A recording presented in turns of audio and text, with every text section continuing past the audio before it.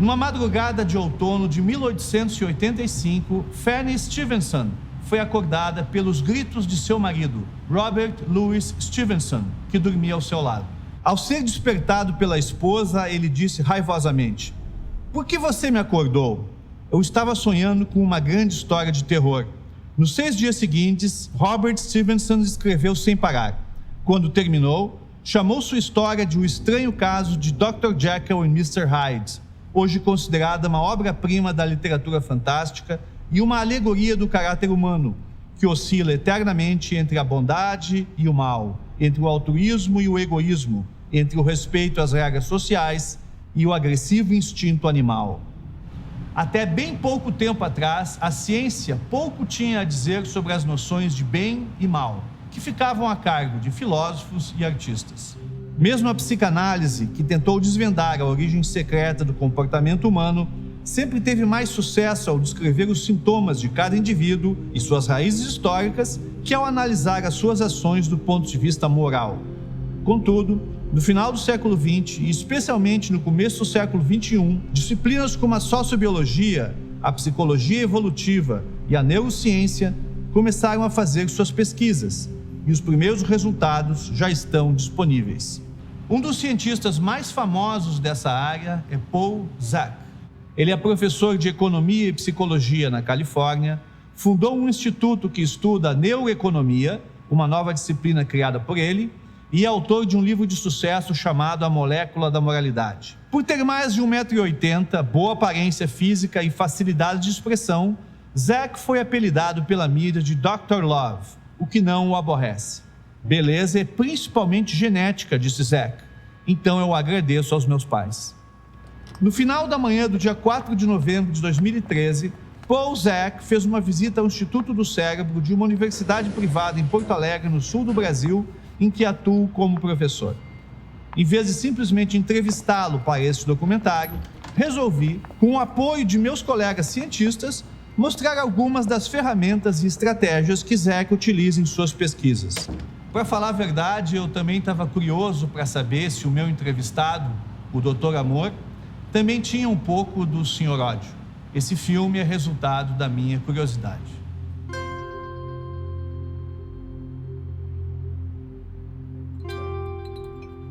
Tirar o sangue de seres humanos é uma das tarefas mais comuns do Dr. Zak. Suas pesquisas estão relacionadas a um hormônio chamado ocitocina, que é conhecido desde o início do século XX como indutor de parto em gestantes. Além disso, uma série de atividades emocionais, como a amamentação, o ato sexual e até um simples beijo, elevam os níveis de ocitocina. Os cientistas recentemente deram mais um passo, ligando o hormônio com ações cooperativas entre os animais. Mas será que o mesmo acontece com os seres humanos? Será que a ocitocina tem um papel importante no nosso comportamento? Minha primeira ideia foi verificar como se comportariam os meus próprios níveis de ocitocina durante a realização deste filme, em contraste com os níveis do Dr. Zak. Contudo, uma grande dificuldade logo apareceu. No Brasil não tem nenhum laboratório capaz de medir o nível de ocitocina. Mas então, nós vamos fazer um outro teste, que é um teste de testosterona, porque de acordo com as pesquisas do professor Zak, quando a testosterona está alta, a oxitocina está baixa. Quando a oxitocina está alta, a testosterona está baixa. Então nós vamos tentar aqui medir como é que está o nível da minha testosterona antes e depois da entrevista com o Dr. Zak. A testosterona, como se fosse uma gêmea amada, ocitocina, inibe a sua ação e reduz a nossa capacidade de sermos carinhosos e cooperativos, fazendo com que sejamos mais atentos, agressivos e corajosos. É óbvio que, dependendo da situação que enfrentamos, a testosterona é mais útil que a ocitocina. Para tentar comprovar essa tese, tiramos uma amostra de sangue do Dr. Zak assim que ele chegou.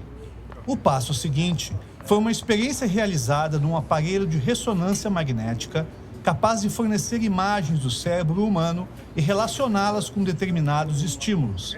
Essa experiência foi conduzida pelos doutores Augusto Buchweitz e Alexandre Franco. So we're going to show you a series of comments on your book. And at the end, That's unfair. that was his idea. Okay.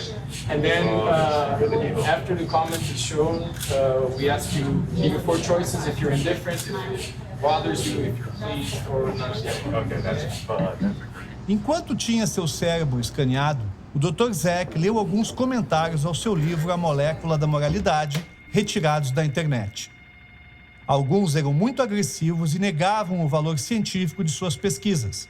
Além disso, chamavam Zak de picareta e charlatão. Outros o defendiam, lembravam sua sólida formação intelectual e o rigor com que os estudos foram conduzidos. Completamente imóvel, Zak leu os comentários e expressou suas emoções através de um pequeno dispositivo que acionava com as mãos. Okay, so Dr. Franco did a quick analysis of the brain activation, and we see some posterior cingulate activation, which is an area important for the representation of self. So when Dr. Zak was reading the texts about his book, he was thinking about himself and how the comments represent in relation to him. How painful it was.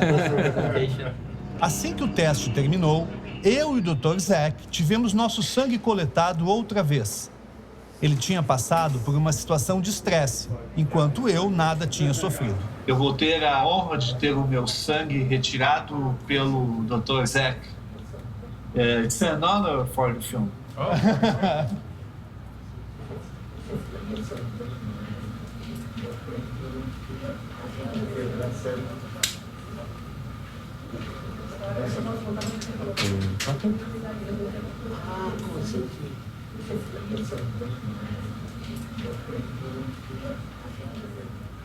Oh, you're a trooper. Okay, Hey, what a good sport you are. you're a professional. But remember, I'm not a real scientist. I just play one on TV. Depois de dar uma olhada nas imagens, que ainda precisariam ser processadas para mapear as áreas de ativação do cérebro, o Dr. Zak nos concedeu uma entrevista. I felt both pleased and distressed by some of those comments. And I think it's a wonderful demonstration, a wonderful way to tell a story about how we are a function of the stories around us. Those stories come from people, right? So those are individuals who either liked what I'm doing or don't like what I'm doing. It's clear that some of the individuals had not even read the book. They just searched the internet and, were nasty people. Having done this work for a dozen years, I've become much more accepting at how our brains are awash in chemicals, and we're not aware of that. And so I accept people who are unhappy, who are unpleasant, as, that's their brain chemistry. For whatever reason, they're having a bad day, and it doesn't really reflect on me. I'm the target. What can I do about that? Oxytocin makes us a little calmer, so it signals that you're safe to be around by reducing stress levels that we have whenever we're around people we don't know. So at some level, I would be calmer. I wouldn't be as perhaps aggressive. On the other level, oxytocin makes us more sensitive to social cues.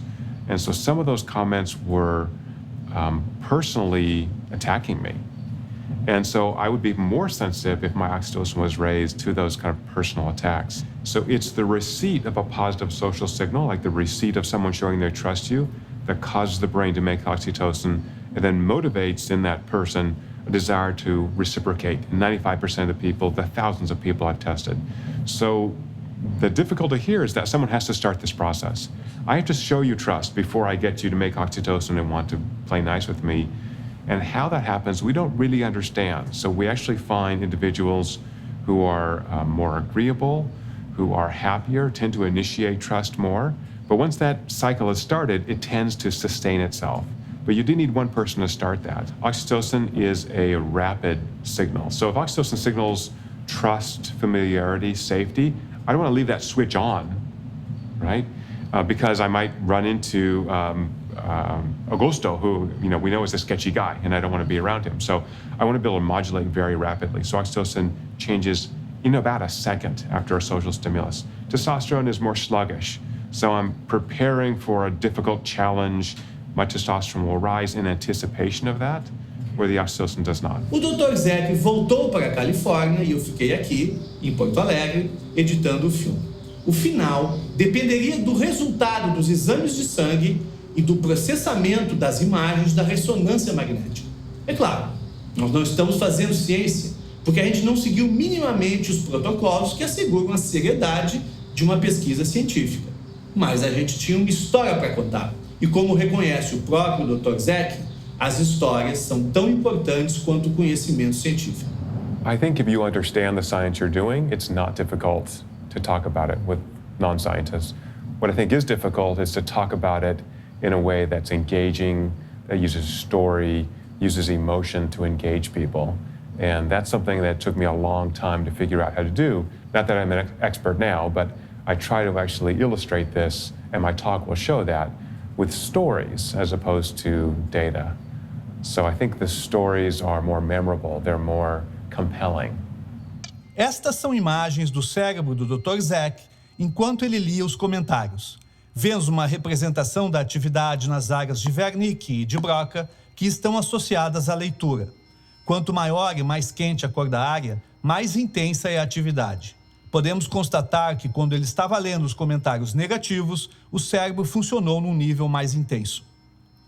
Agora, vemos uma representação da área de Brodmann 32, que está associada ao comportamento, às emoções e à nossa capacidade de decidir o que fazer em situações de relação interpessoal.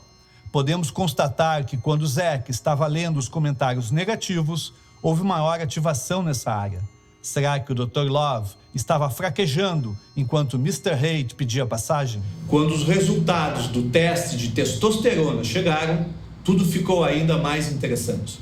Enquanto o meu nível praticamente não se alterou, o de Zek teve uma variação significativa, pulando de 751 para 808 nanogramas por decilitro. Se a testosterona está ligada à defesa do território e a uma postura agressiva, podemos supor que o organismo de Zek estava se preparando para um embate. A ocitocina estava diminuindo e o Dr. Love estava cedendo espaço para Mr. Haight. Nem as imagens cerebrais, nem os exames de sangue apresentados neste filme têm valor científico, mas eles apontam para o mesmo fato. O nosso cérebro reage rapidamente quando se sente ameaçado. A testosterona começa a preparar a transformação do Dr. Love em Mr. Haight. Não tem nada que nos impeça de sentir ódio, inveja, ciúme, mas a gente pode combater esses sentimentos com outro tipo de sentimento. E quem dá a receita é o Dr. Paul Zek. Well, I think, the easiest thing to do to start this virtuous cycle is just focus on other people, connect to them. So I'd say two easy suggestions. One is, which I like a lot, is listen with your eyes. Focus on the person in front of you. Don't be doing electronics. Think about the person in front of you. Allow their emotions to wash over you and understand where they're coming from, not just from a cognitive perspective, but from an emotional perspective. And then, the secret we can reveal now to the viewers, which is human beings need to be around others, and hugs are a simple way to connect to other people and start the flow of oxytocin, and I think really build the foundation for better relationships and better societies.